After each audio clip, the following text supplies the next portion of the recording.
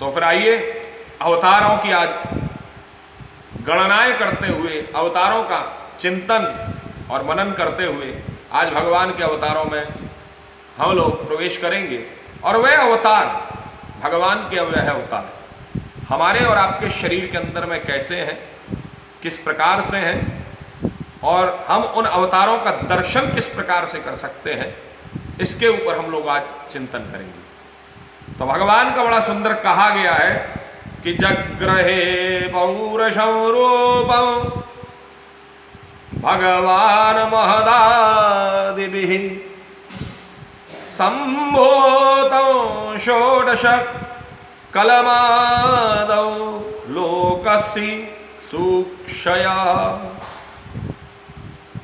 अर्थात कि सृष्टि के आरंभ में भगवान ने लोक के निर्माण की इच्छा की। ये सब जो कुछ भी जो हम लोग दर्शन कर रहे हैं, ये आज भी इसके ऊपर रिसर्च चल रहा है।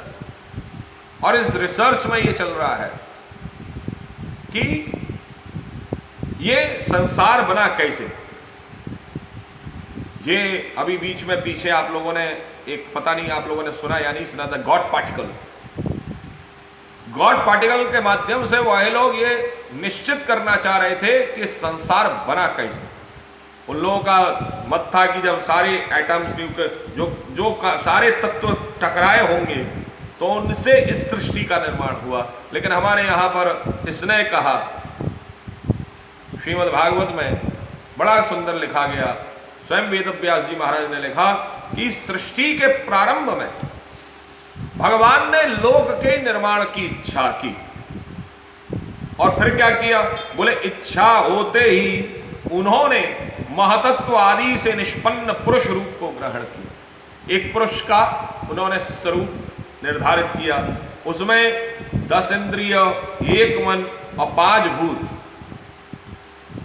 5 कर्मेंद्रिय और 5 ज्ञानेंद्रिय, 10 और 1 मन और 5 भूत, यह 16 कलाएं थीं। अब ये 16 कलाओं से एक निर्मित किया गया। बोले एक पुरुष, बोले उस पुरुष के क्या हुए, बोले उस पुरुष के नाभि में से ब्रह्मा जी महाराज का प्राकट्य हुआ। नाभि में से ब्रह्मा जी महाराज का प्राकट्य हुआ। और जब नाभि में से भगवान का, ब्रह्मा जी महाराज का प्राकट्य हुआ, तो यहां पर बड़ा सुंदर कहते हैं कि भगवान का वह स्वरूप, जिसके स्वरूप में, उस रूप में हजारों,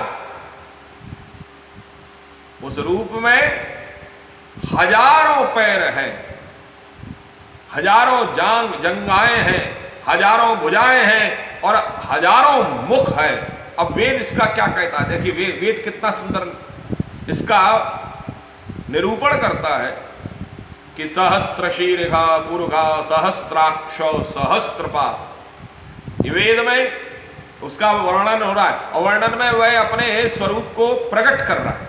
सहस्त्र शीर्ष, बोले उसके हजारों सर हैं उस पुरुष के, सहस्त्राक्ष उसकी हजारों आंखें हैं, सहस्त्रपाद उसके हजारों जो है वो पैर हैं। और उसने इस स्वरूप बड़ा अद्भुत और विलक्षण स्वरूप है। ये वो स्वरूप है जिस स्वरूप को हम और आप लोग दर्शन नहीं कर पाते। और इस स्वरूप के यहाँ पर उसमें कहा, इसमें तो यहां तक कह दिया है कि सहस्त्रमूर्ध श्रवणा क्षिस्नासिकं सहस्त्रमौल्यम वरकुंडलोलस। यहां तक कह दिया कि उसके तो हजारों सिर हैं, हजारों कान हैं, हजारों आंखें, हजारों नाकें हैं, हजारों मुकुट हैं, वस्त्र कुंडल आदि आभूषणों से वो उल्लासित रहता है। और उसके यहां इसमें यह भी कह दिया है कि भगवान का यही पुरुष रूप, जिसे नारायण कहते हैं, जरा विचार कीजिए, नारायण कहते हैं, वह नारायण के अनेक अवतारों का क्षय कोश है और इसी से सारे अवतार प्रकट होते हैं। और इस रूप से छोटे छोटे अंश से देवता, पशु पक्षी और मनुष्य आदि योनियों की सृष्टि होती है। जरा विचार करिए, हम सब लोग नारायण का अंश हैं, और अगर हम लोग नारायण का अंश हैं तो नारायण के अंश होने के कारण से यहां पर स्पष्ट किया गया है, एतन नानावताराणाम निधानम बीजमव्ययम, नाना प्रकार से उसके अवतार उसके हुए, और हमारा और आपका भी अवतार हुआ है। तो यहां पर सबसे पहला अवतार किसका हुआ है? सृष्टि का प्रारंभ हुआ। अब सृष्टि के प्रारंभ में पहला अवतार किसका है?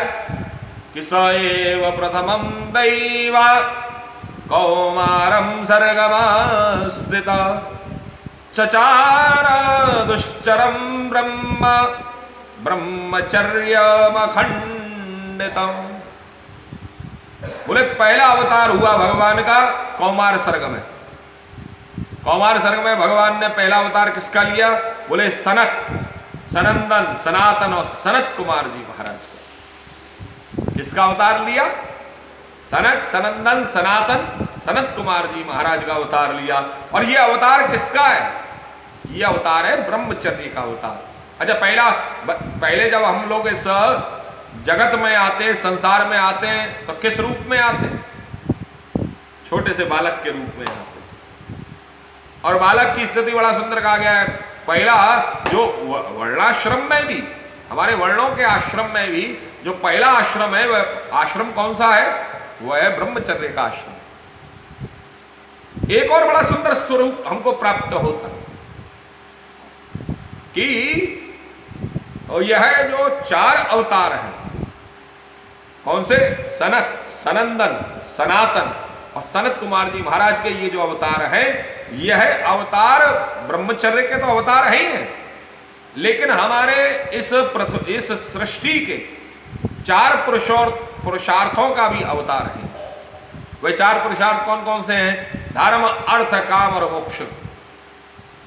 यह 4 अवतारों को अगर आप ग्रहण करना चाहते हैं तो यहां पर बड़ा सुंदर कहा गया, बोले आप बालक के समान रहिए। ब्रह्मचर्य का प्रतीकात्मक। ब्रह्मचर्य का प्रतीकात्मक ऐसा नहीं है कि गृहस्थी ब्रह्मचर्य का पालन नहीं कर सकता। गृहस्थी भी ब्रह्मचर्य का, एक ही पत्नी के रहते हुए वे गृहस्थ जीवन में भी वह भी जो है वह ब्रह्मचर्य का पालन कर सकता है। तो यहां पर बड़ा सुंदर कहा गया है कि यह जो पहला अवतार है, यह ब्रह्मचर्य का अवतार है। ब्रह्म के समान आचरण रखिए, अर्थात आपके जीवन में शुद्धता हो, पवित्रता हो, सिद्धता हो और भगवान को प्राप्त करने की लालसा हो, पिपासा हो कि हमें ईश्वर को प्राप्त करना है। और जब आप ऐसा करते हुए, जब आप प्रभु की तरफ, ये पहला अवतार है भगवान का, ब्रह्मचर्य का अवतार, ये हमारे और आपके शरीर में भी रहता है। ये 4 अवतार बोले धर्म, अर्थ, काम, मोक्ष, उनके साथ में ब्रह्मचर्य का अवतार, क्योंकि हमारे जीवन का जो पुरुषार्थ है वही 4 पुरुषार्थ है। हमारा जीवन के इन 4 पुरुषार्थ का अभिप्राय बोले हमारा जीवन किस लिए रहा है, किस लिए हम पैदा हुए? हम पैदा हुए धर्म को धारण करने के लिए। हम पैदा किस लिए हुए? हम पैदा हुए अर्थ का संचय करने के लिए। हम पैदा किस लिए हुए? हम पैदा हुए काम की प्राप्ति के लिए। हम पैदा किस लिए हुए? हम पैदा हुए मोक्ष में लगे रहने के लिए, मोक्ष प्राप्ति में लगे रहने के लिए। जरा विचार करिए, हमारे जीवन का जो उद्देश्य है, हमारे जीवन का उद्देश्य है कि हमारा जीवन धर्ममय हो। हमारे ये जो 4 पुरुषार्थ हैं, इन 4 पुरुषार्थों में हमारा जीवन कैसा होना चाहिए? हमारा जीवन धर्ममय होना चाहिए। हमारा जीवन कोई जो है वासनामय नहीं होना चाहिए। हमारा जीवन का एक ध्येय होना चाहिए। वह ध्येय क्या है? बोले आप कोई व्यापार करिए, व्यापार करने में मना नहीं है। आप कोई भी कार्य कर रहे हैं, आप सब सारे काम करिए, लेकिन उन कार्यों को करते हुए आप धर्म का पालन करिए। चलिए एक उदाहरण के तौर पर मैं आपको कहता हूं। एक ब्राह्मण है, सबसे पहले ब्राह्मण का उदाहरण लेते हैं। एक ब्राह्मण है, एक कर्मकांडी ब्राह्मण है, और अगर वह कर्मकांडी ब्राह्मण है और वह यजमान के घर पर अगर वह पूजा पद्धति के लिए जाता है, पौरत्य कर्म के लिए जाता है, पूजा उपासना के लिए जाता है, तो वह व्यक्ति अपने कर्म में धर्म का पालन करे। ये नहीं है कि शॉर्टकट में ही पूरी पूजा करवा दे, शॉर्टकट की बात नहीं है। जो नियम है, जो व्यवस्था है, उस नियम और व्यवस्था के अंतर्गत में वह व्यक्ति, वह ब्राह्मण देवता अपने सारे संपूर्ण कर्मों को करवाते हुए यजमान को संतुष्ट करे। क्योंकि यजमान तो जानता नहीं है कि पूजा का अंग क्या है, उसे मालूम नहीं पूजा के सोपान क्या है, उसे मालूम नहीं पूजा की पद्धति क्या है, ये तो उन आचार्य जी को मालूम है। तो उस आचार्य को चाहिए कि वह आचार्य अपने कर्म के प्रति सचेत होकर के, सावधान होकर के, कर्म के प्रति पूर्ण रूपेण समर्पित होकर के वह व्यक्ति, वे हमारे आचार्य जो हैं, अपने कर्म की पूर्णाहुति करें। अच्छा, होता क्या है आज के समय में? आज के समय में क्या होता है, व्यक्ति गृह प्रवेश करने गया, अब पंडित जी बेचारे पूजा करा रहे हैं, हमारे आचार्य जी पूजा करा रहे हैं, आचार्य जी ने वो आज उसको यजमान ने कहा पंडित जरा जल्दी करो, पंडित जरा जल्दी करिए। पंडित ने कहा अरे मैं पंडित तो पहले से ही तैयार बैठे। पंडित कह रहे तू 1 घंटे की कह रहा है, मैं तो आधे घंटे में तुझे निपटाता हूं, तो क्षमा कीजिए। ये आपके जीवन का उद्देश्य नहीं। जीवन का उद्देश्य व्यक्ति अपने कर्म की पूर्णतया अपने कर्म के प्रति सावधान होकर के, समर्पित होकर के पूर्णतया उस कर्म को पूर्ण करे। एक वैश्य है, एक वैश्य का उद्देश्य जो कि व्यापार इत्यादि करना है, और व्यापार करते हुए हमारी अक्सर करके आप लोग वैश्य लोग अपनी दुकानों पे लिखते हैं, एक संबोधन लिखा रहता ना, दुकान मेरा मंदिर है, दुकान पे आने वाला मेरा ग्राहक मेरा देवता है, मेरा ग्राहक की संतुष्टि मेरी पूजा है, ये ऐसा करके हम लोग लिखे रहते हैं। लेकिन जरा विचार करिए, जो वही ग्राहक रूपी देवता जब आपकी दुकान पर चढ़ता है, तो कहीं ऐसा तो नहीं कि आप उसको ठगते हो। और अगर आप उसको ठग रहे हैं, अगर आप उसके साथ में 2 नंबर का कुछ भी ऊपर नीचे का कार्य कर रहे हैं, तो क्या कहीं ऐसा तो नहीं कि आप अपने भगवान को ठग रहे हैं? जरा विचार कीजिए, चिंतन कीजिए, थोड़ा सा मनन कीजिए। ये क्षत्रिय है, वह क्षत्रिय जिसका कार्य है कि हमें अपने राष्ट्र की रक्षा करना है।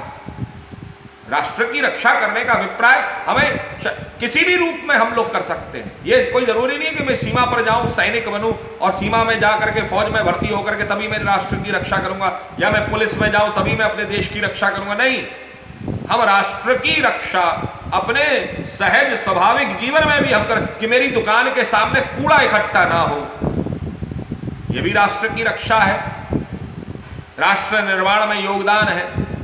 मेरे घर के